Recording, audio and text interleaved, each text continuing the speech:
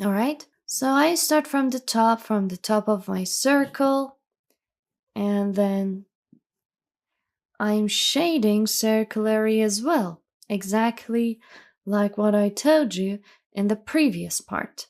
So this time I start working from the light toward the shade.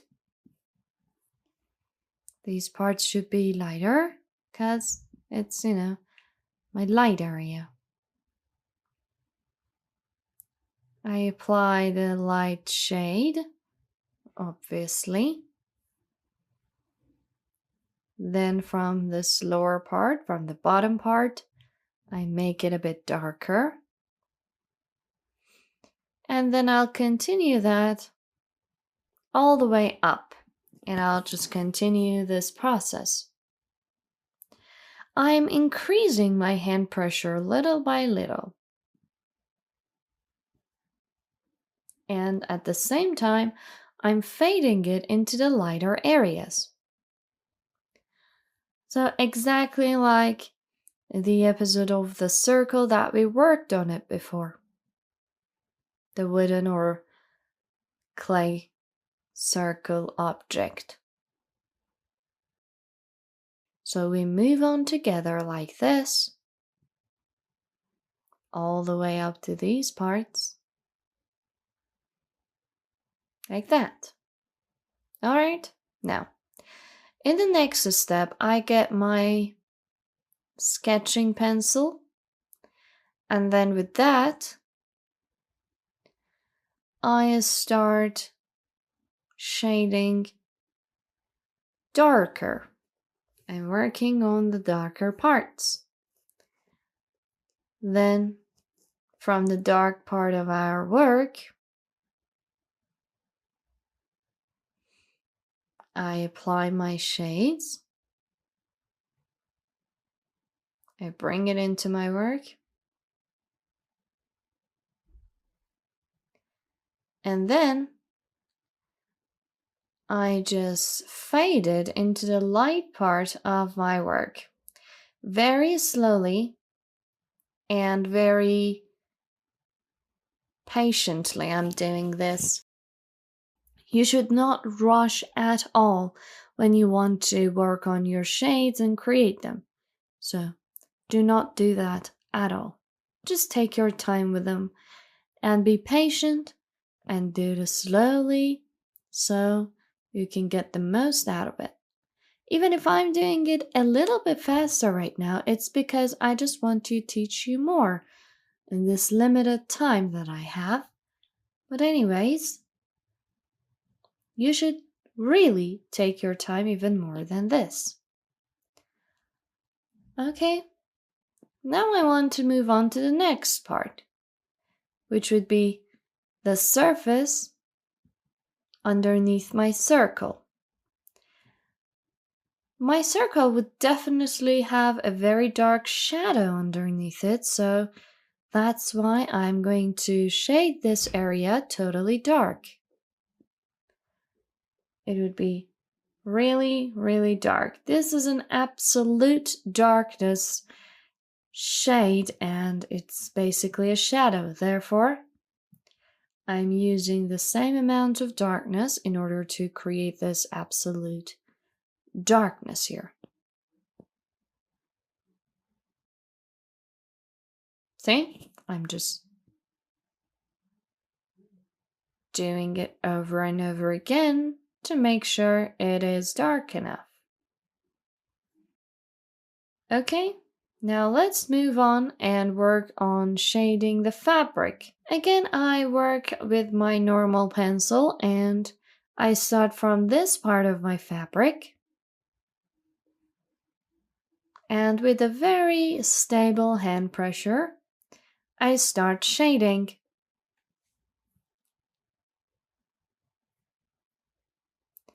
Then little by little, very slowly, you should control your hand pressure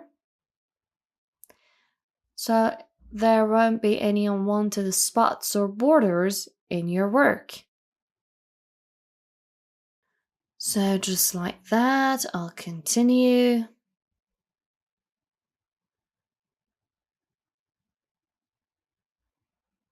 And then after I finish the first layer, in the second layer, I start shading in the opposite direction that I was doing just before. And then in this area, I should darken this area in between the sides. Therefore, the ups and downs on the fabric would actually show perfectly. That's the thing that we want. Here it goes. And as you can see, I'm considering a very strong darkness for here. And then obviously I faded toward the lighter surroundings of it.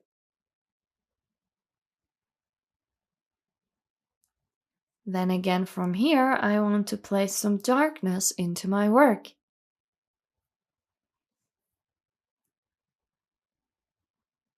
See? I just make the shadings to be more cohesive. The fabric behind here, you see, because this part of the fabric is on top of this other one, definitely it will make a shadow for this part which is behind it. So I'm basically creating this darkness and this shadow with my shadings. One part is in front of the other, so the one which is in behind gets darker.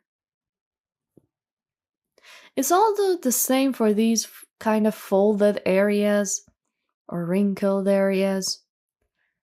Just by shading, we can show them which part is more in front and which part is more in the back. Which is really, important for your volume.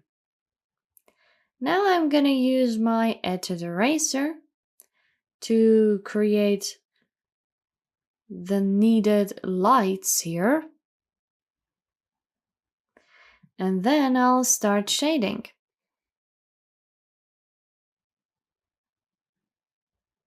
Okay, then for the next part, there is another fabric over here as well.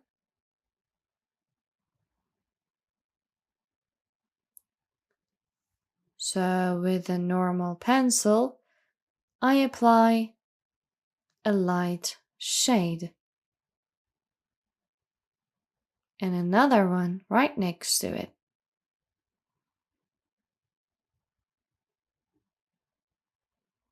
And then with my B6 pencil, I can bring more darkness into my work. And then from here, which is the bottom part of my work, the part which is underneath, I would have more darkness, which I bring into my work.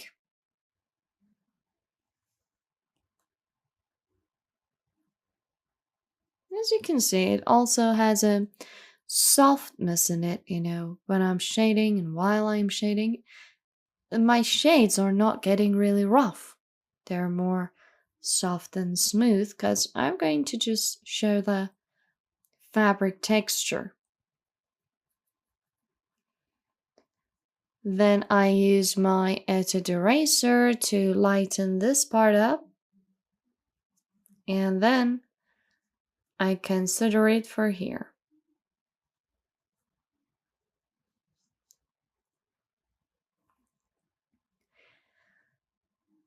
Then I make the shadings for here better and more in order.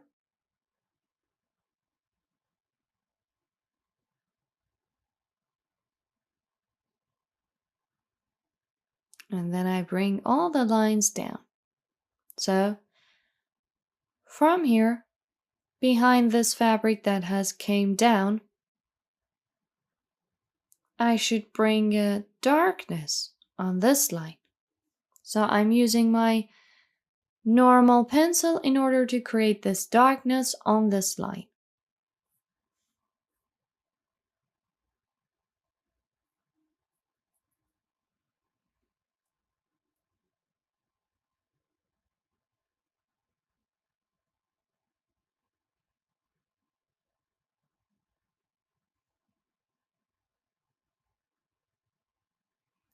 And then I apply even more darkness for here.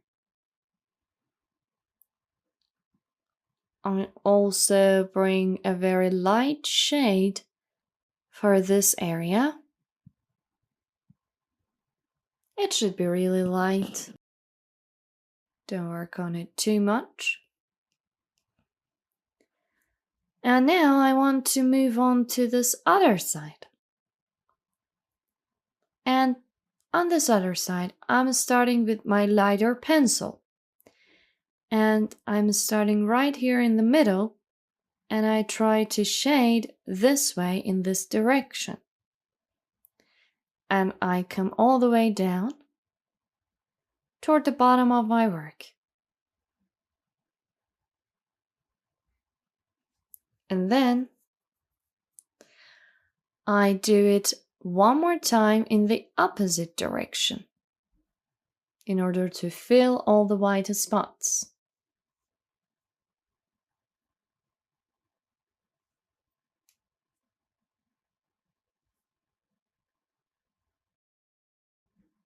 Just like that.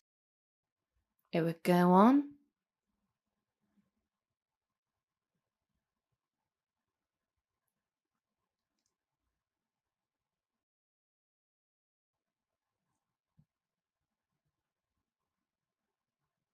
And then I fade this area completely.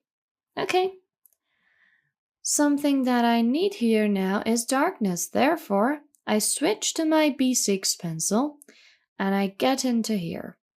And I start applying the darkness, and then again I switch to my normal pencil and I cover the shade which I've just had with my B6 pencil in order to blend it to the rest of the work and also making it softer and smoother.